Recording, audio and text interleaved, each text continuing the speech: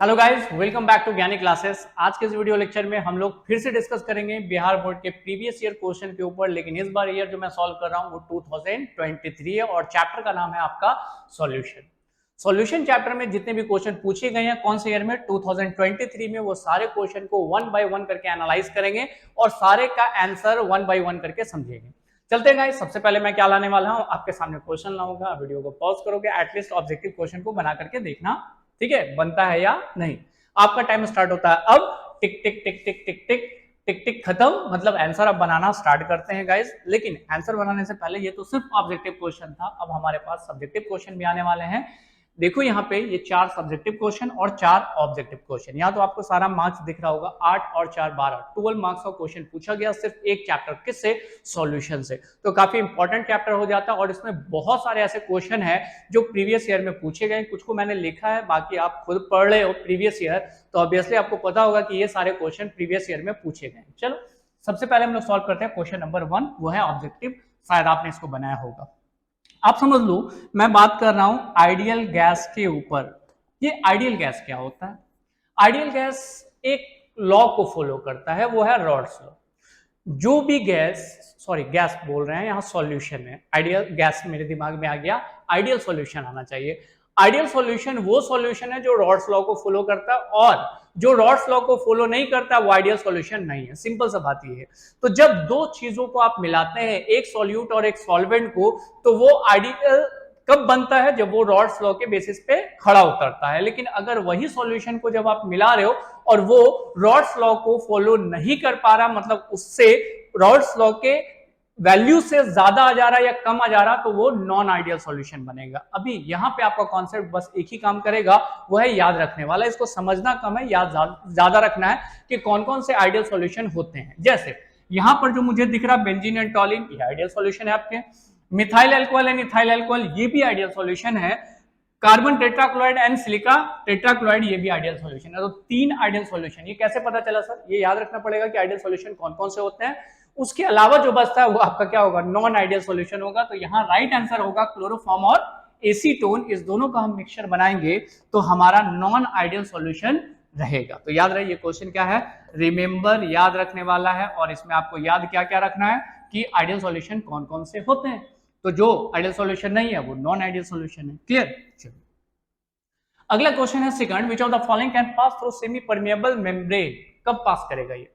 आपने एक टर्म पढ़ा होगा ऑस्मोसिस, और इस ऑस्मोसिस में हम क्या करते हैं कि कंटेनर लेते हैं और उस कंटेनर के बीचों बीच में मैं एक मेम्ब्रेन लगा देता हूं, जिस मेम्ब्रेन को प्लाज्मा मेम्ब्रेन कहते हैं, सेमी परमेएबल मेम्ब्रेन कहते हैं।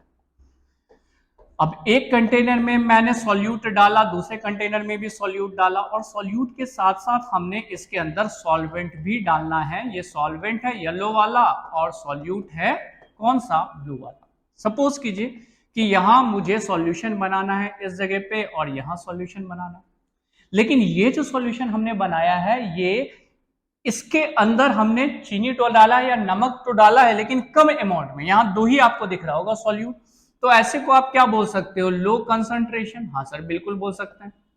लेकिन वही दूसरा कंटेनर देखो, इसमें ज्यादा सॉल्यूट आपको दिख रहा, मतलब ये सॉल्यूशन क्या हो गया? ये हो गया हाई कंसंट्रेशन। तो इन द सेंस अगर 1 गिलास पानी में 1 चम्मच चीनी मिलाए, लो, 1 गिलास पानी में 2 चम्मच चीनी मिलाए तो क्या हो गया? हाई। मतलब ये लो कंसंट्रेशन और एक हाई कंसंट्रेशन। लेकिन दोनों के बीच में हमने लगा दिया सेमी परमेएबल मेम्ब्रेन लगा दिया।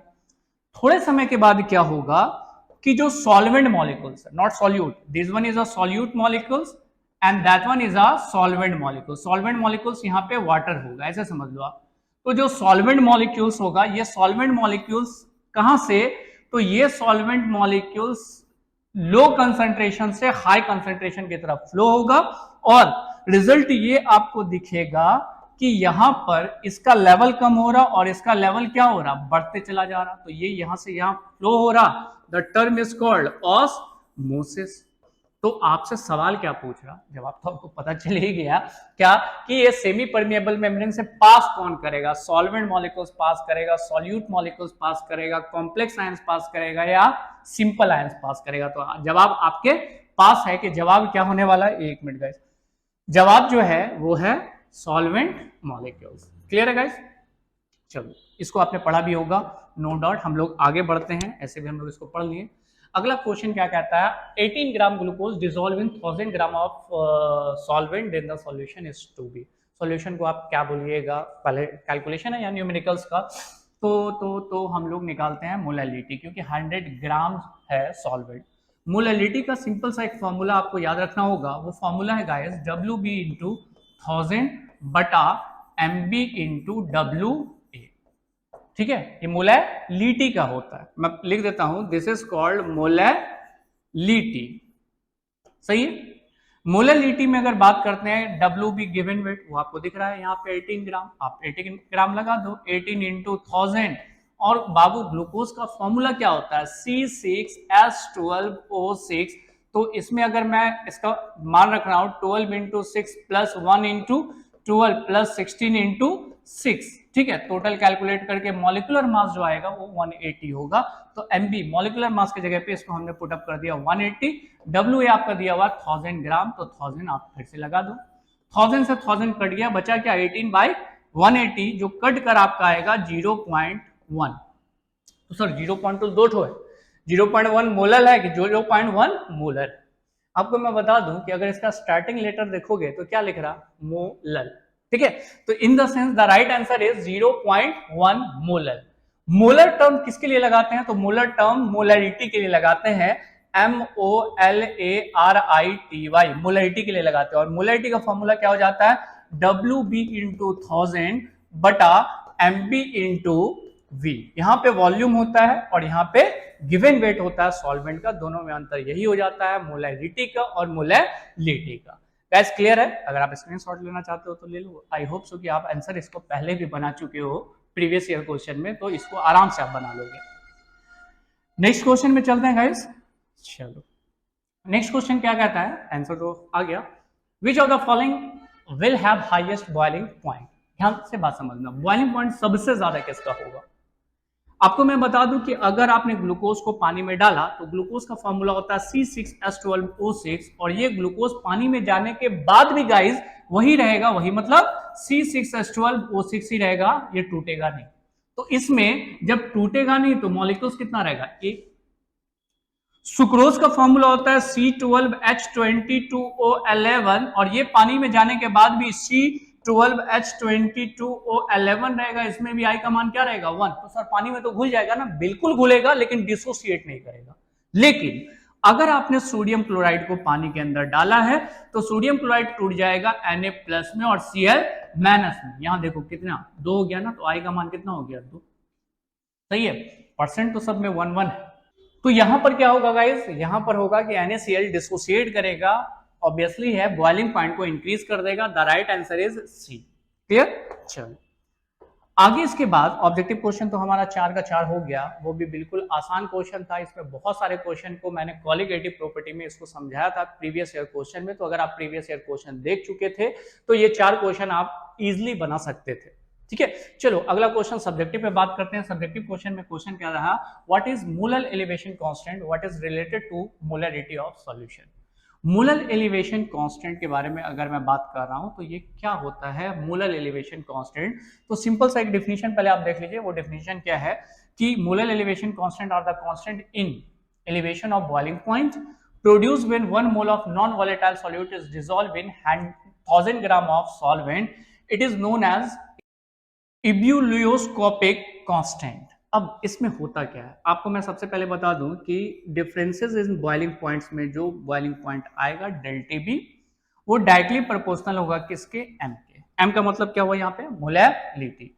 जब ΔTB को आप कांस्टेंट वैल्यू के बजाय इक्वल टू दोगे तो यहाँ कांस्टेंट वैल्यू लगाओगे KB इंटू M, और इसी KB कांस्टेंट वैल्यू को हम नाम देते हैं मोलर एलिवेशन कांस्टेंट। एक्चुअल में पहले अगर आप प्योर वाटर ले रहे हो जिसमें कुछ नहीं मिला हुआ तो इसका बॉइलिंग पॉइंट 100 डिग्री होगा, लेकिन जैसे ही आप ग्लूकोज को, नमक को, इस तरह की किसी भी चीज को इसमें डिसॉल्व करते हो तो इसका बॉइलिंग पॉइंट अब 100 डिग्री नहीं होगा, 100 डिग्री से बढ़ जाएगा। कितना हो जाएगा 101 डिग्री सेल्सियस। ठीक है, पहले कितना था तो 100 डिग्री था। तो इन द सेंस ये 100 डिग्री से 100 डिग्री में जो चेंजेस आया है उस चेंजेस को हम लिखते हैं डेल टीबी, और ये डिपेंड करता है डायरेक्टली प्रोपोर्शनल होता है एम के। एम का मतलब क्या, अभी जस्ट मैंने बताया आपको, मोलैलिटी।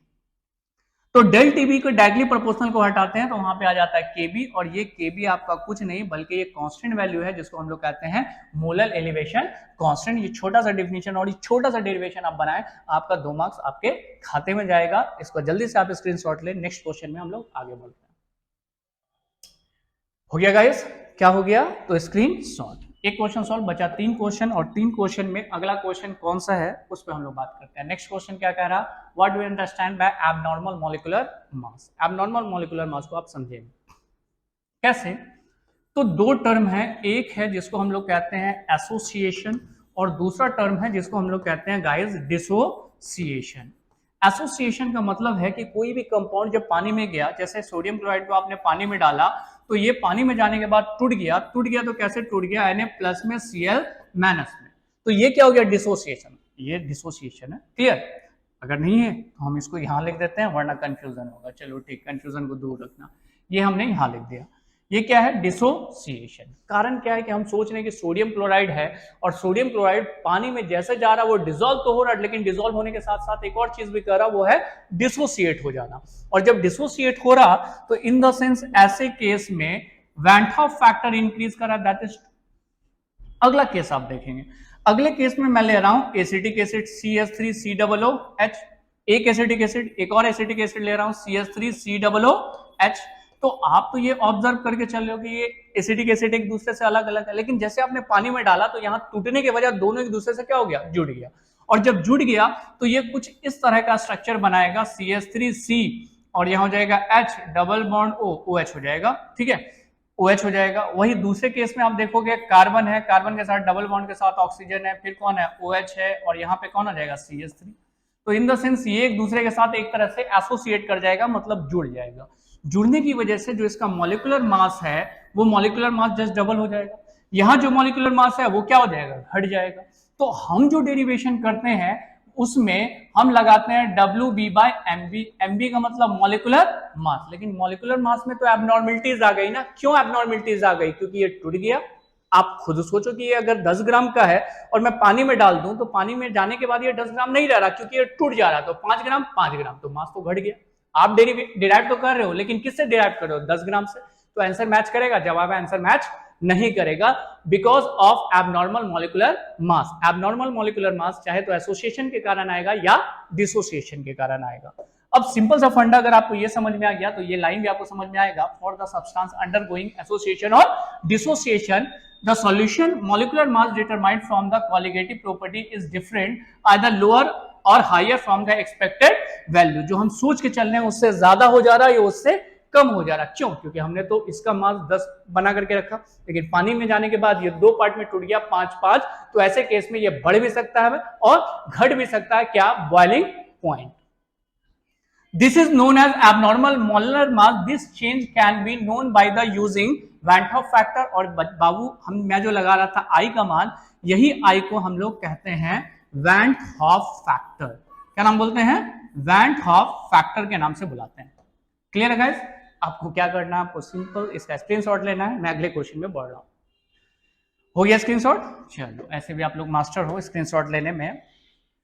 अगला आता है give an example of solution of gas in solid. एक एग्जांपल देना है आपको, क्या चीज का, कि जिसमें गैस को सॉलिड में मिलाया गया।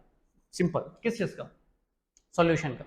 What do you mean by solution, एक लाइन में आपको पता है कि solution is homogeneous mixture. Solution is homogeneous mixture like this, कि अगर एक गिलास पानी में मैं नमक डाल रहा हूं तो वो तो घुल जाएगा पूरी तरह, तो वो होमोजेनस हुआ। लेकिन एक गिलास पानी में अगर मैं बालू डाल रहा हूं तो वो पूरी तरह नहीं घुलेगा, वो हेट्रोजेनस हुआ। मतलब आपके पास 2 तरह का मिक्सचर है, एक जिसको बोलते हैं होमोजेनस जैसे नमक और पानी, और दूसरा है गाइस जिसको बोलते हैं हेट्रोजेनस जैसे नमक पानी और उसमें बालू डाल दिए, तो ये हेट्रोजेनस। तो हेट्रोजेनस वाला सॉल्यूशन नहीं होता, कौन होता है, होमोजेनस।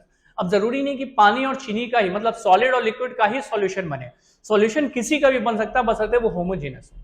अब इसमें जो आपसे सवाल पूछ रहा वो ये पूछ रहा कि एक गैस ले लेते हैं, ठीक है सर ले लिए, और गैस को सॉलिड के साथ मिलाकर हम होमोजेनस मिक्सचर बनाए, ऐसा कोई एग्जांपल बताइए। और ऐसा एग्जांपल आपको एनसीईआरटी में मिल जाएगा। क्या है at a standard temperature and pressure. Hydrogen gas adsorbed on the platinum surface, which is homogeneous mixture.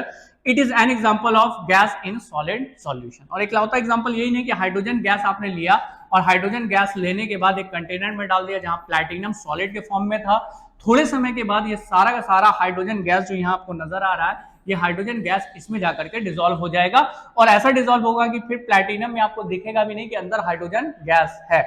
Clear? ऐसा और भी चीज के साथ होता है, जैसे इसके अलावा भी एक और एग्जांपल हो सकता है, मैं ऐसे बता दे रहा हूं आपको कि बाबूरे अगर हम N2 को कैम्फर के साथ, कैम्फर कपूर होता है ना, ठीक है, कौन कैम्फर के साथ रख देंगे तब ये N2 गैस को क्या कर लेगा, एब्जॉर्ब कर लेगा, खुद के साथ मिला लेगा, मतलब होमोजेनस मिक्सचर बना लेगा। तो ये सब एग्जांपल आपके आ जाएंगे, किसमें एग्जांपल आ जाएंगे, गैस इन सॉलिड में। ठीक है, ये आपको एक छोटा सा फोटोज दिखाया गया है कि ये भैया सॉलिड मॉलिक्यूल्स है, उसमें गैस जो है वो आकर के होमोजेनस मिक्सचर बना दे रहा और ये बन जा रहा है आपका सॉल्यूशन। कैसा सॉल्यूशन, गैस इन सॉलिड का। स्क्रीनशॉट लो गाइस, काफी है, 2 मार्क्स के लिए। Next and last question, what are isotonic solution. वैसे 2022 में ये क्वेश्चन पूछा गया, बहुत सारे क्वेश्चन और भी पूछे गए, लेकिन इतना टाइम नहीं मिलता है कि कौन कौन से क्वेश्चन कौन से ईयर में बने हैं। सबसे पहले तो क्वेश्चन को डिवाइड करना है कि भैया इस चैप्टर का पूरा क्वेश्चन निकालना है, उसके बाद उसको टाइप करना रहता है, पीपीटी बनाना रहता है, क्योंकि टेक्नीशियन भी मैं हूँ, एडिटर भी मैं हूँ, सारा चीज मुझे खुद ही करना पड़ता है। तो थोड़ा सा काम आपको दे रहा है कि कौन कौन से क्वेश्चन प्रीवियसली पूछे गए उसको आप टिक आउट कर लेना, अरेंजमेंट डाल देना। ठीक है, आइसोटोनिक सॉल्यूशन, मेरे पास सॉल्यूशन 3 तरह का हो सकता है, एक सॉल्यूशन ये है, दूसरा सॉल्यूशन ये है और तीसरा सॉल्यूशन ये है। मतलब सर इसमें आपने सेल डाला, इसमें आपने सेल डाला, इसमें आपने सेल डाला, सर तीनों में तो आपने सेल डाल दिया, बिल्कुल डाल दिया। अगर इसके बाहर हाई कंसंट्रेशन होगा तो ये वाटर लॉस करेगा और ये अपने साइज से श्रिंक कर जाएगा। जैसे अगर हम सर्फ के अंदर काफी देर हाथ डाल के रखते हैं, धोते हैं और निकालते हैं तो क्या देखते हैं, उंगली पचक गया। क्यों पचक गया? इसलिए क्योंकि यहां से सर्फ का पीएच 12 होता है या 14 होगा, 12 to 14, और हमारे ब्लड का पीएच होता है 7.4। तो यहां से वाटर लॉस करके कहां चला जाता है, वो डिटर्जेंट वाले में, जिसके कारण हमारा सेल पिचक जाता है। दूसरा, हाइपोटोनिक सॉल्यूशन। अगर आप हाइपोटोनिक सॉल्यूशन में किसी सेल को डाल रहे हो तो वो सेल स्वेल कर जाएगा। जैसे एग्जांपल के तौर पे कि रात में हम लोग देते हैं चने को फूलने के लिए, किशमिश को दे देते हैं पानी में फूलने के लिए, सुबह वो फूल जाता है। क्यों? क्योंकि वहां बाहर का वाटर जो है इसके अंदर आ जाता है, that is called hypotonic. Hypertonic और हाइपोटोनिक। और तीसरा कंडीशन होता है जिसको बोलते हैं आइसोटोनिक।